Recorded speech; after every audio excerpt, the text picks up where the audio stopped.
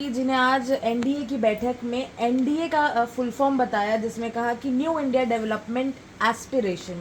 ये इंडिया, जब आज ऑपोजिशन पार्टीज ने इंडिया का एक फुल फॉर्म निकाला, उसके बाद की बैठक में उन्होंने ये बताया। देखिए, सबसे पहली बात तो ये हुई कि जो नरेंद्र मोदी जी अपने आप को ये कहते थे कि एक अकेला काफ़ी है, एक अकेला सबको हरा देगा, जब इंडिया की 26 दलों की बैठक बेंगलोर में होती है तो मोदी जी घबराकर इतने ज़्यादा घबरा गए कि उन्होंने ऐसे ऐसे दलों को बुला लिया, हम तुम कहाँ कैसे लेकिन वेकिन मेकिन, सारे दलों को बुला लिया। 38 दलों की मीटिंग की, जिसमें से ज्यादातर दल 26 दल ऐसे हैं जिनके एक भी सांसद नहीं है। तो ये पहली बात तो मोदी जी की घबराहट बताती है और ये साबित होता है कि अब शायद 24 में उनकी विदाई तय है। दूसरी बात, इंडिया जो एक गठबंधन बना है बेंगलोर की आज बैठक में, वो कुछ मुद्दे लेके देश की जनता के सामने आएगा और जो लोगों के जिंदगी से जुड़े हुए सवाल हैं, उनकी जिंदगी की जो दुश्वारियां हैं, उसको कैसे कम किया जा सकता है, इसके बारे में वो एक विकल्प देश के सामने रखेगा। तो आज मोदी जी की घबराहट, क्यों नहीं एनडीए याद आया उनको अब तक? 9 साल में उनको कभी एनडीए याद नहीं आया। जब सारी पार्टियां इंडिया के गठबंधन में 26 दल आ गए, तब उनको एनडीए याद आ रहा है। तो ये लड़ाई इंडिया वर्सेस एनडीए की है और निश्चित रूप से इंडिया जीतेगा। ये हम तुम मैं क्यों कहाँ कैसे लेकिन वेकिन को इकट्ठा करने से अब कुछ होने वाला नहीं है। उन्होंने इस देश का बेड़ा गर्क कर दिया, नौजवान बेरोजगारी से तबाह हो गया, किसान को उसके फसल का दाम नहीं मिल रहा है, महंगाई का आलम यह है कि दूध हो, दही हो, छाछ हो, आटा हो, दाल हो, चावल हो, टमाटर हो, लहसुन हो, अदरक हो, पेट्रोल हो, डीजल हो, सब महंगाई आसमान पे पहुंच गई। 15 लाख तो दूर की बात है, जो घर में पैसा था वो भी नोटबंदी के नाम पे जमा करा दिया। तो इन 9 सालों में बहुत तकलीफ इस देश के लोगों को मोदी जी ने दी है, जिसका 24 में उनको जवाब देना पड़ेगा और इंडिया को जवाब देना पड़ेगा। इंडिया उनसे ये सवाल पूछेगा। उन्होंने एनडीए लीडर्स की बैठक में संबोधित करते हुए ये भी कहा कि जब हम ऑपोजिशन में थे तो हम पॉजिटिव पॉलिटिक्स करते थे, हम जो पहली गवर्नमेंट थी उनके स्कैम्स को उजागर करते थे, लेकिन कभी लोगों के मैंडेट को इंसल्ट नहीं किया है। अभी ये फॉरेन पावर्स को यूज करके रूलिंग खोपड़ी पे सिलेंडर लेके घूमते थे ये लोग, बैलगाड़ी से प्रदर्शन करते थे, पार्लियामेंट में घुस जाते थे। कौन सी पॉजिटिव पॉलिटिक्स और कौन से जनादेश के सम्मान की बात ये लोग करते रहे। जब जब अपोजिशन पार्टीज की सरकार रही, वहाँ ये दंगे कराते रहे, फसाद कराते रहे, लड़ाई कराते रहे, झगड़े कराते रहे, वही काम आज भी करते हैं। तो कॉन्स्ट्रक्टिव शब्द जो है वो भारतीय जनता पार्टी के लिए बना ही नहीं है।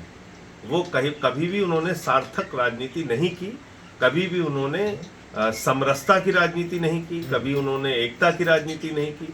हमेशा इस देश को बांटने की राजनीति की और इस देश को पीछे धकेलने की राजनीति की, इस देश की तरक्की को रोकने की राजनीति की।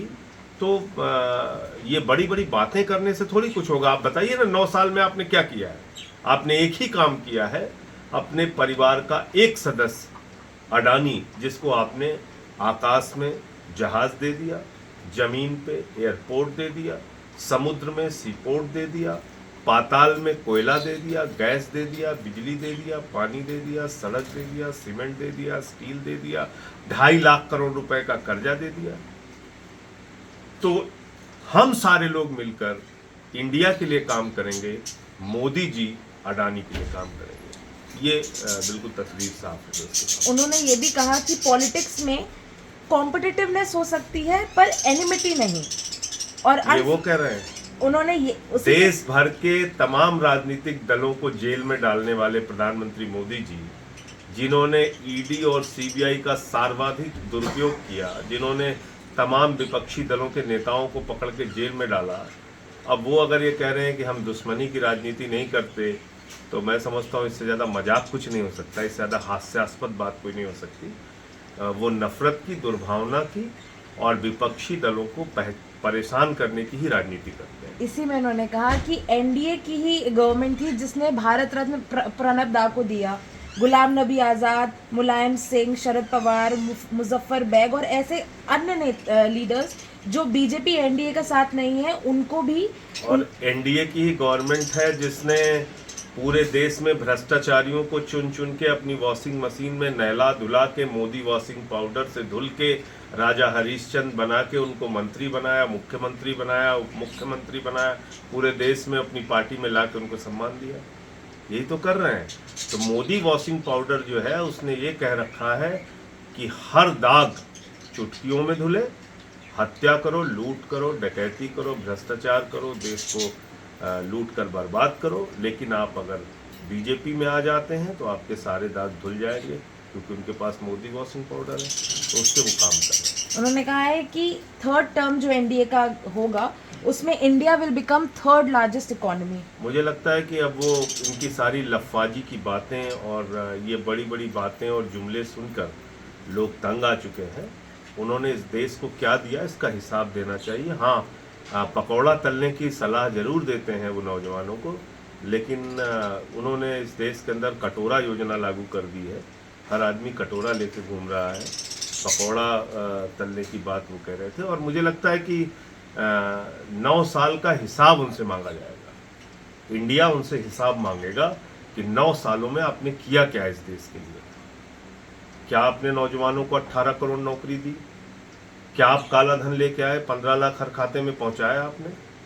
क्या 15 अगस्त 2022 तक सबको पक्का मकान दे दिया आपने? क्या इस देश के अंदर महंगाई कम की आपने?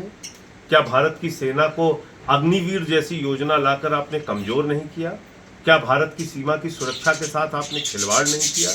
क्या चीन की घुसपैठ को आप रोकने में सफल हो पाए? ये सारे सवाल हैं जो राष्ट्र की सुरक्षा से जुड़े हुए हैं, देश की गरीबी से जुड़े हुए हैं, बेरोजगारी से जुड़े हुए हैं, किसान से जुड़े हुए हैं।